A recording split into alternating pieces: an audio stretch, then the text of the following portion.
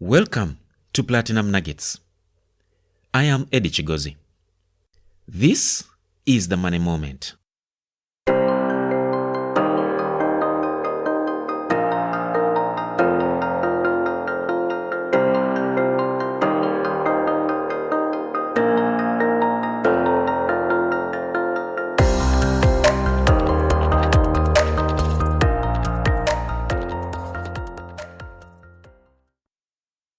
Let me start by asking you a question. What does saving money mean to you? Well, I am one of the few people in my experience, that is around me, who doesn't believe that you can save your way to wealth. Saving is a good thing, but it is just one very critical component of creating wealth. Unfortunately, most people who encourage others to save paint the picture that saving is an end in itself. That if you diligently save and save your money, you'll one day wake up and you are very rich. Now, 19 out of every 20 people who are told to save are really financially uneducated. Or differently put, they have a very low financial aptitude. These people don't even understand that having lots of money in the bank is not actually being rich.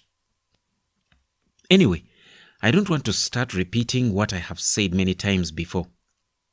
A friend of mine, Jalum Herbert's Louisa, recently posted a very educative article on his Facebook timeline. Listen, let me read you the article just as he wrote it.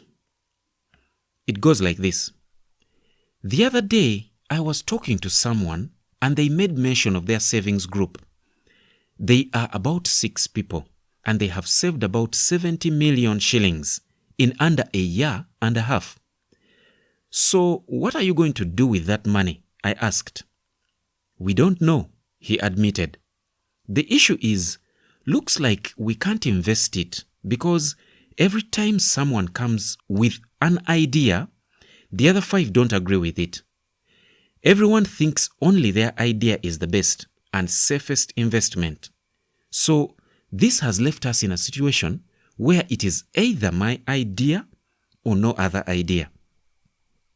I still don't get it. Why would you save 70 million in about a year and 3 months and you have never tried to do anything with the money? Not even tried risking 10 million if you fear losing the whole amount. Truth is, you are collecting money for the bank to use, and if you have realized, banks have been promoting saving by investment clubs and savings clubs. Which other way to get interest-free money to work with? They even made competitions to reward you for saving. After all, even the money you win, you'll put it back into your account and keep it there.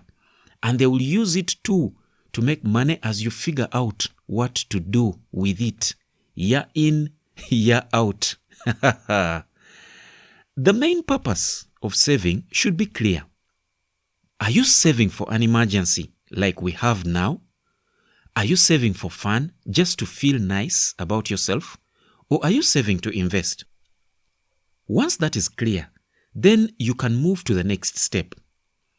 If the reason for saving is investment, then you have to decide whether you are going to invest alone or you are going to invest with a couple of people. Group investment, which is much harder.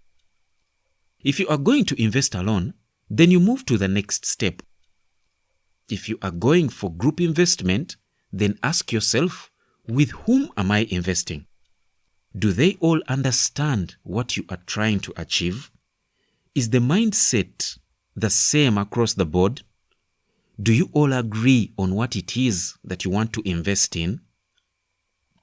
Don't just collect people together and then start saving with the mentality that when you have enough money, you will see what to do with it. Chances are that you won't do anything with it. You don't collect money, then look for where to deploy it.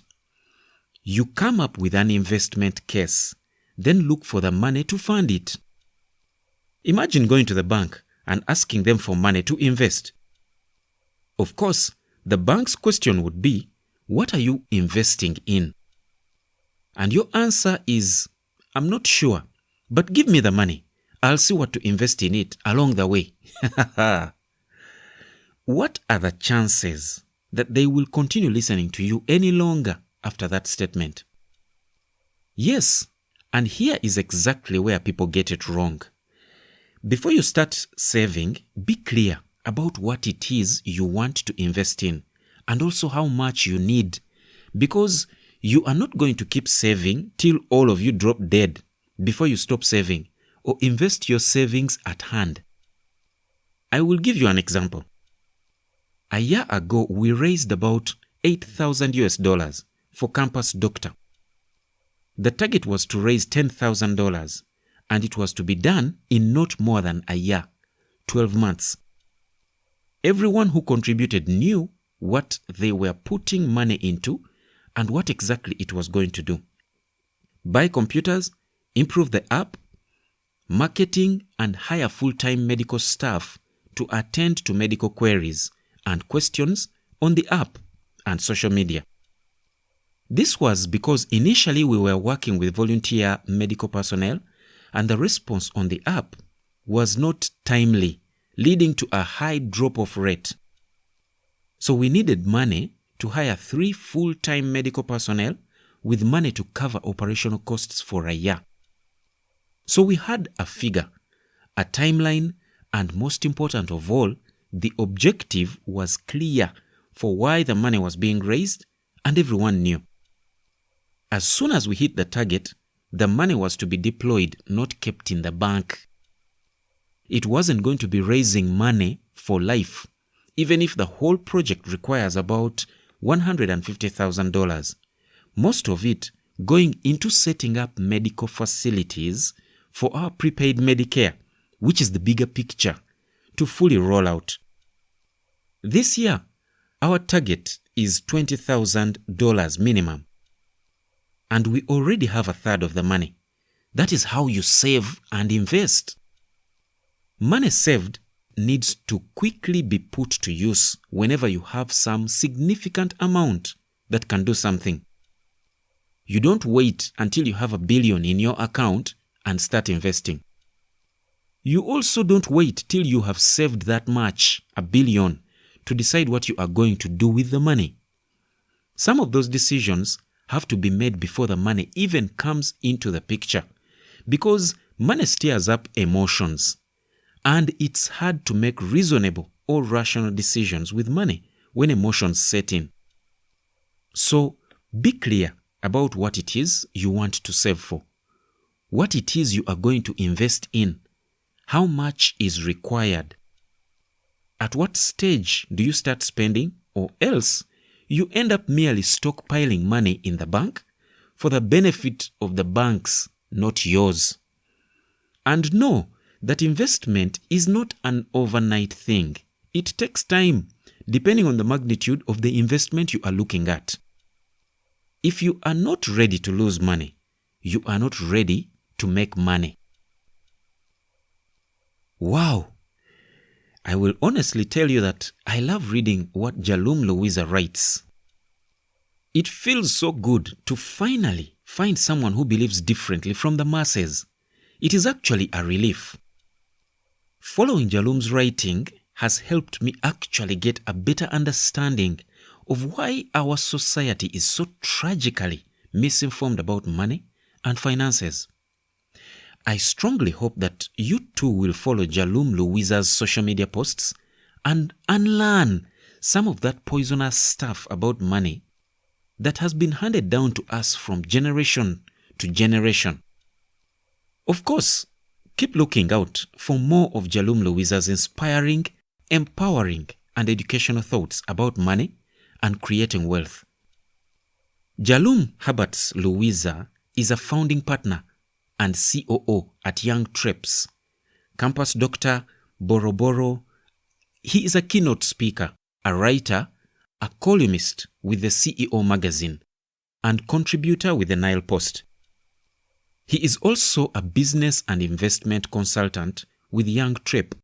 East Africa's #1 business management and consultancy firm that helps people start and grow profitable businesses.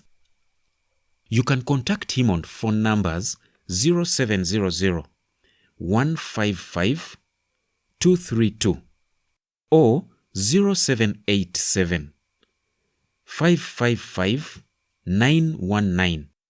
You can also get him on WhatsApp, number 0716 223 986.